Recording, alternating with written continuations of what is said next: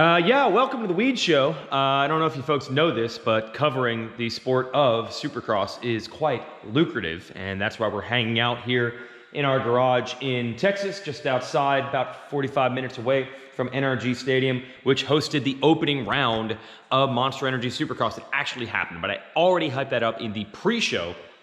This show is brought to you by Racetech. Racetech's back on board. Remember the old gold valves? Yeah, absolutely. Plusher, better bottoming resistance, more traction.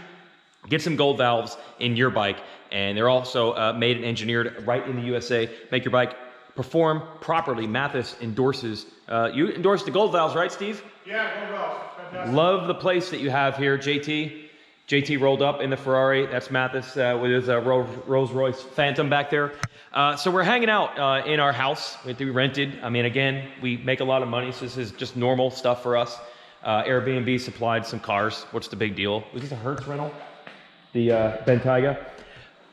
So we had the opening round of Monster Energy Supercross tonight, and if you remember that pre-show that I did after press day last night, Friday night, there were two riders I wanted to talk about. Two guys I want to talk about. First, Ken Roczen. Another guy I want to talk about on that side is Barcia. They went 1-2 in the main event. It is all about the mental game, and I know David Villeman hates when people talk about the mental game, and it's just about starts and lines and bike setup and things like that. But to me, it is undeniable that there are two riders that really came in with a mental game plan coming into this season. And I mentioned it both in the pre-show. Barcia had the potential to come into this series with a tremendous amount of hype. Look, fair or unfair? Hey, Steve, is it fair or unfair that people dump all over the YZ450F? It's unfair. It is unfair. It's unfair. Right. Fair or unfair, there were definitely thoughts of, oh, now that Bam Bam is on the gas, which is a KTM, he's going to take a big step. And I don't think he wanted that kind of pressure or expectation coming into the races. That's number one. Number two, he usually does well at the opener, almost won 3 in a row already, ran up front in Anaheim 1 3 years ago, and then won the last 2. So I think he knew, great, now I have these heightened expectations, and people expect me to perform well in round 1. He did not want any of that pressure. And then Red Bull puts together this fake Anaheim 1 win, which he said they did it, they spent the money, they rented it. What am I going to do, say no? So he really put the target on his back. And you could tell he was trying to soft sell that as best as he possibly could. But he admitted it tonight. He said, practice, I felt good, still felt nervous, still felt pressure. Press day, felt good, still felt nervous, still felt pressure. When he won the heat race, he started to believe, okay, maybe this will happen. But Barcia did not want to come into this race saying, I'm so much better than I was before. I'm going to dominate the opener like I usually do. The opener thing, is there anything to that? Is it like, hey, dude, he's the opener specialist, or is that a coincidence? Or is there something in Houston we can look at? So blown out of proportion. Oh, okay. He was soft selling it, and I honestly think the fact that he was working so hard to manage his emotions and manage those expectations, it worked. And one other thing. Barcia used to be one heck of a starter, and those starts have gone away for a long time. He has been mired in the pack for a while. You get him back to his old hole shot ways, he's really hard to pass, and that's a recipe for success. He got the hole shot in the fake start that they did in practice. He got the hole shot in his heat. He got the hole shot in the main. This leads us to the second place rider, Ken Roczen. I mentioned him in the pre-show. I feel like Roczen has a completely different mental outlook on racing.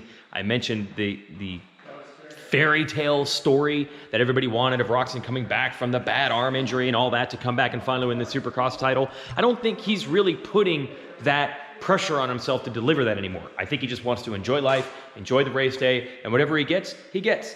And when you take pressure off yourself like this and you're in a high pressure environment, which the opening round is, you tend to perform better.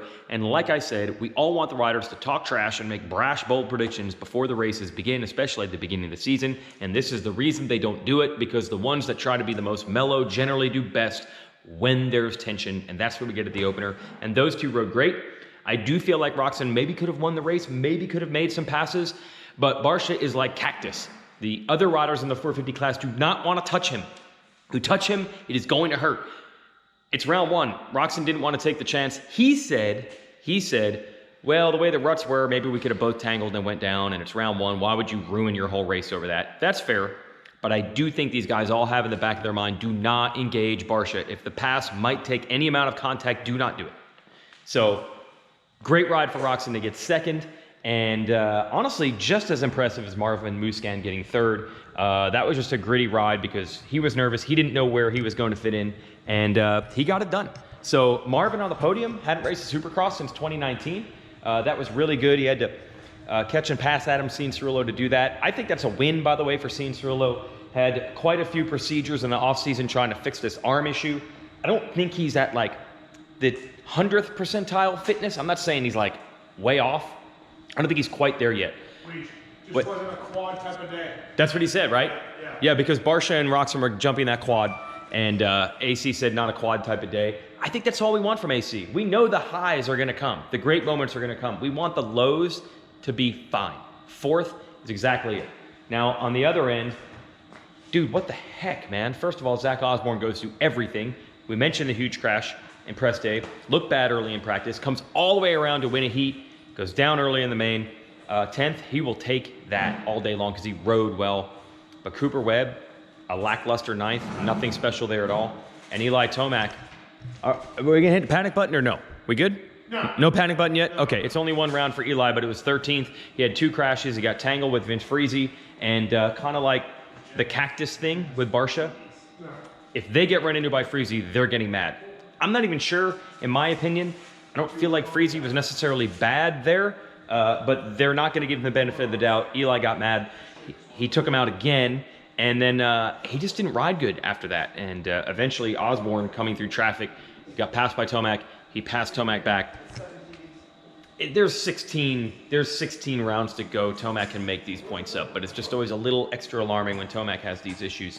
But, you know, he's never really good in the opener. 1 podium ever in an opening round for Tomac. It goes back to what I'm saying. You have to be able to manage the emotions in those very high tense moments, and that's what all the moments in the opening round of the season are. And the guys that did the best, the guys who I feel like had the best game plan mentally to deal with that pressure coming in, those are the 2 guys who went 1-2.